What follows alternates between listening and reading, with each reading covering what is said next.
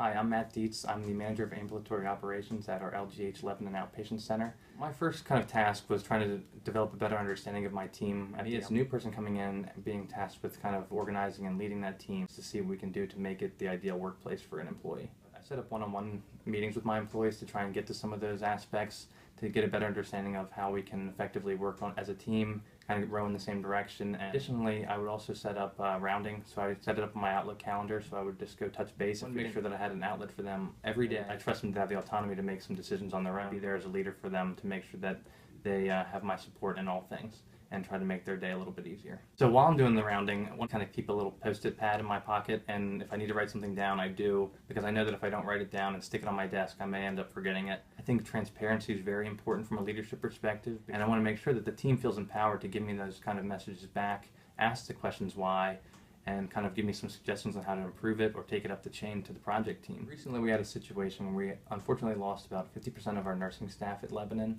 and we had to heavily lean on some of the foundation that we laid when times were good.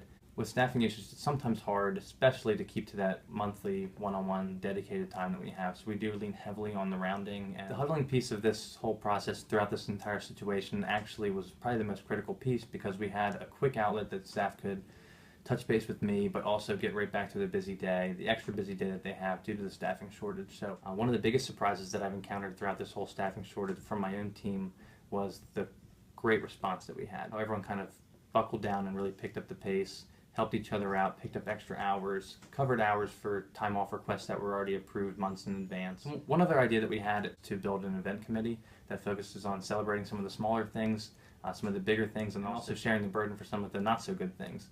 So what we try to do is we meet monthly to talk a little bit about what we can do to help improve employee engagement. So one of the ways that I kind of know that my team's engaged comes out in some of those high-stress situations, like we're talking about reprioritizing your day and really feeling like maybe some of the workload's a little too much. One thing I hear one of my staff members say in particular is, Matt, this is what we do on a day-to-day basis. I know you have my back, you know I have yours. We're going to knock it out for the patients today, and we're going to get through it and move on to the next day. And I think the fact that I get to stop being a cheerleader for 5 seconds and hear it coming from them is probably the best evidence that we have that a team member is actually engaged and moving in the right direction.